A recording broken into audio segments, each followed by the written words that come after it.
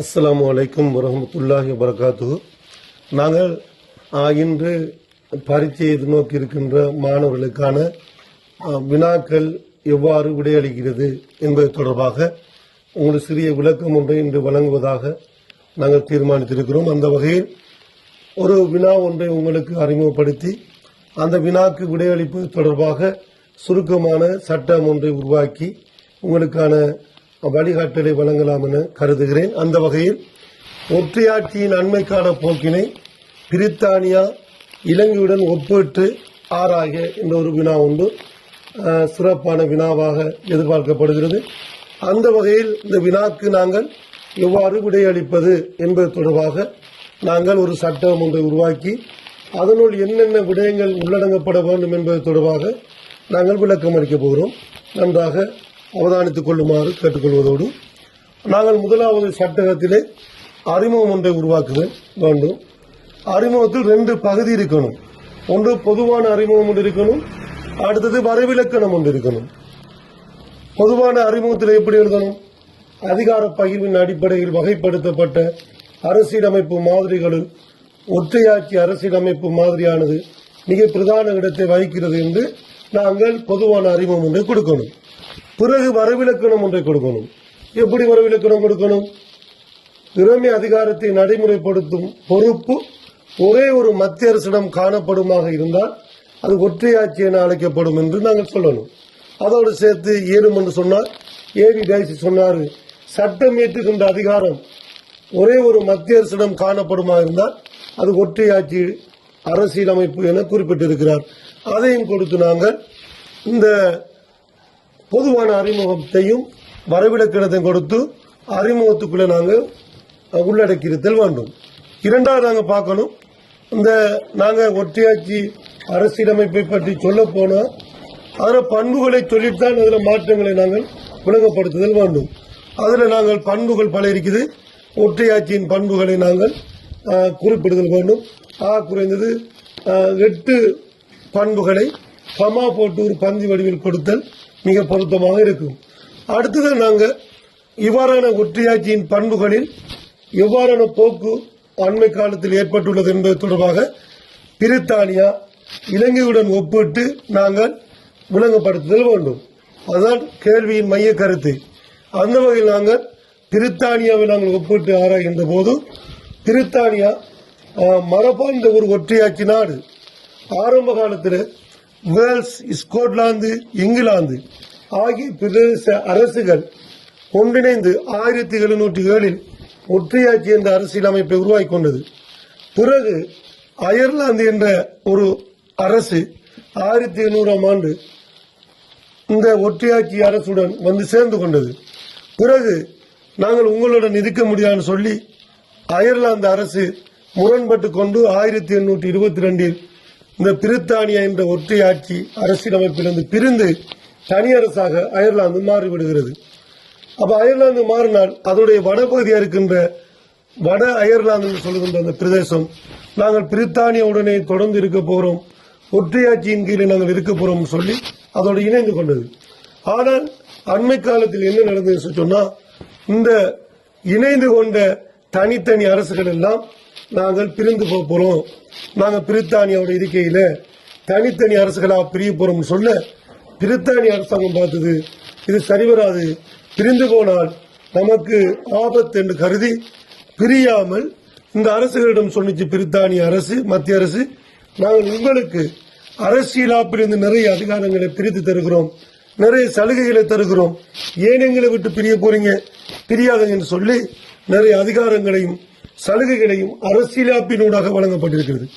அவ்வாறு வழங்கப்பட்டதற்கான காரணம் என்ன என்றால் 2 காரணம். ஒன்று, தங்களுடைய சுய உரிமையை பாதுகாக்கணும், பிரிவினைவாதத்தை தடுத்து நிறுத்தணும் என்பதற்காக விரும்பிய விரும்பாமலோ மத்திய அரசு அரசியலாப்பிலிருந்து அதிகாரத்தை பிரித்து வழங்குகின்ற நிலை காணப்பட்டிருக்கிறது. இது அரசியலாப்பிலிருந்து அதிகாரம் பிரித்து வழங்கப்படுவது ஒற்றையாட்சி பண்பில் இருந்து சமஷ்டியை நோக்கி நகர்கிறது என்று கூறலாம், அல்லது ஒற்றையாட்சி வலுவிழந்து செல்கிறது என்று சொல்லி நாங்கள் சொல்லலாம். அடுத்து இலங்கையை எடுத்துக்கொண்டால் இலங்கை ஒரு ஒற்றையாட்சி நாடு. நீண்ட காலமாக ஒற்றையாட்சி அரசியலமைப்பை கொண்டு காணப்படுகிறது. ஆனால் இலங்கையில் ஏற்பட்ட நீண்டகால இன முரண்பாடு, பிரச்சினைகள், பிரிவினைவாத செயற்பாடுகள், அதன் காரணமாக இலங்கை அரசு நினைத்தது இலங்கையில் இருக்கிற மக்களுடைய பிரிவினையை தடுக்கணும், நம்மள மத்திய அரசுடைய நிர்வாக சுமையை குறைக்கணும் என்பதற்காக இலங்கையில் 1987 ஆண்டு 13வது திருத்தத்தின் ஊடாக இலங்கையில மாகாண சபை உருவாக்கப்பட்டது. அந்த மாகாண சபையின் ஊடாக அதிகாரங்கள் 3 பட்டியலாக பிரிக்கப்படுது. ஒன்று மாகாண பட்டியல், மத்திய அரசு பட்டியல், ஒத்தியங்கும் பட்டியல். இது அரசியலாப்பிலிருந்து பிரிக்கப்பட்ட ஒரு செயற்பாடு. அரசியலாப்பிலிருந்து பிரிப்பது என்பது அது சமஸ்டியில் நடைபெறுகின்ற ஒரு பண்பு. ஆனால் இலங்கையில் அரசியலாப்பிலிருந்து அதிகாரங்கள் பிரித்து வழங்கப்பட்டிருக்கிறது மாகாண சபைகளுக்கு. இது ஒற்றையாட்சி பண்புகள் இருந்து சமஸ்டியை நோக்கிய ஒரு நகர்வாக கருதப்படுகிறது. அது மட்டுமல்ல, இன்று உலகில் பல நாடுகள் தன்னுடைய நிர்வாக சுமையை குறைக்கணும், பிரதேச ரீதியாக அபிவிருத்தியை கொண்டு செல்ல வேண்டும். அது மட்டுமல்ல, நிர்வாகத்தை மேல்மட்டத்திலிருந்து கீழ்மட்டம் வரைக்கும் கொண்டு செல்ல வேண்டும் என்ற அடிப்படையில் இன்று அதிகார பரவலாக்கத்தை மேற்கொண்டு வருகின்றன. அந்த வகையில் அதிகார பரவலாக்கம் 3 வகைப்படும். ஒன்று அதிகாரத்தை பன்முகப்படுத்தல், 2 நிர்வாக பரவலாக்கம், 3 அதிகாரத்தை ஒப்படைத்தல் என்ற 3 பிரதான பகுதிகளின் ஊடாக இன்று அதிகார பரவலாக்கம் நடைபெறுகிறது. அதிகாரத்தை பன்முகப்படுத்தல் என்பது மேல்மட்டத்திலிருந்து கீழ்மட்டம் வரைக்கும் பணிக்குழுவை நகர்த்துகின்ற ஒரு செயற்பாடு. இதனூடாக நிர்வாகத்தை நாடு முழுவதும் விரிவுபடுத்தலாம். அது மட்டுமல்ல, நிர்வாக செலவை குறைக்கலாம் என்பதற்காக அதிகாரத்தை பன்முகப்படுத்தல் செயற்பாடுகள் நடைபெறுகிறது. அடுத்ததாக நிர்வாக பரவலாக்கம். மத்திய அரசு உருவாக்குகின்ற கொள்கைகளை பிரதேச மட்டம் வரைக்கும் கொண்டு செல்ல வேண்டும். அந்த கொள்கைகளை சிறப்பாக நடைமுறைப்படுத்தி வெற்றி காண வேண்டும் என்பதற்காக இன்று நிர்வாக பரவலாக்கம் நடைபெறுகிறது. அதற்காக உள்ளூராட்சி மன்றங்கள் பல உருவாக்கப்பட்டிருக்கின்றன. இலங்கையில் கூட 1939 நகர சபை 61வது இலக்க கட்டளை சட்டத்தின் பிரகாரம் உருவாக்கப்பட்டது. 1947 மாநகர சபை 16 இலக்க கட்டளை சட்டத்தின் ஊடாக உருவாக்கப்பட்டது. 1987 பிரதேச சபை இலங்கையில் உருவாக்கப்பட்டு உள்ளூராட்சி மன்றங்கள் உருவாக்கப்பட்டு மத்திய அரசுடைய கொள்கைகளை நடைமுறைப்படுத்துகின்ற கீழ்மட்ட நிறுவனங்களாக காணப்படுகின்றன. அந்த வகையில் மத்திய அரசிடம் இருக்கின்ற அதிகாரங்கள், குவிக்கப்பட்ட அதிகாரங்கள், பல்வேறு காரணங்களுக்காக மேலிருந்து கீழ் நோக்கி பல்வேறு வகையில் அதிகாரங்கள் பரவலாக்கம் செய்யப்படுகின்றன. இதன் ஊடாக இன்று உலகில் காணப்படுகின்ற ஒற்றையாட்சி நாடுகள் தன்னுடைய ஒற்றையாட்சி பண்புகளிலிருந்து சற்று விலகி சமஷ்டி பண்புகளையும் தன்னோடு உள்வாங்கி நாட்டில் காணப்படுகின்ற இன முரண்பாடு, பிரதேச அபிவிருத்தி, நிர்வாக சுமை போன்றவற்றை குறைப்பதற்காக பல்வேறு அரசியல் யாப்பு ரீதியான புதிய மாற்றங்களை ஏற்படுத்தி வருகின்றன என்று சொல்லி இறுதியாக நாங்கள் முடிவுரை கொடுக்கணும். எனவே மேலே உள்ள விடயங்கள் அனைத்தையும் ஒட்டுமொத்தமாக நோக்குகின்ற போது அன்றைய காலத்தில் ஒற்றையாட்சி நாடுகளாக இருக்கின்ற பிரித்தானியா, இலங்கை மற்றும் பல்வேறு நாடுகள் ஒற்றையாட்சி பண்புகளிலிருந்து பல்வேறு வகையான மாற்றங்களுக்கு உட்பட்டு வருகிறது.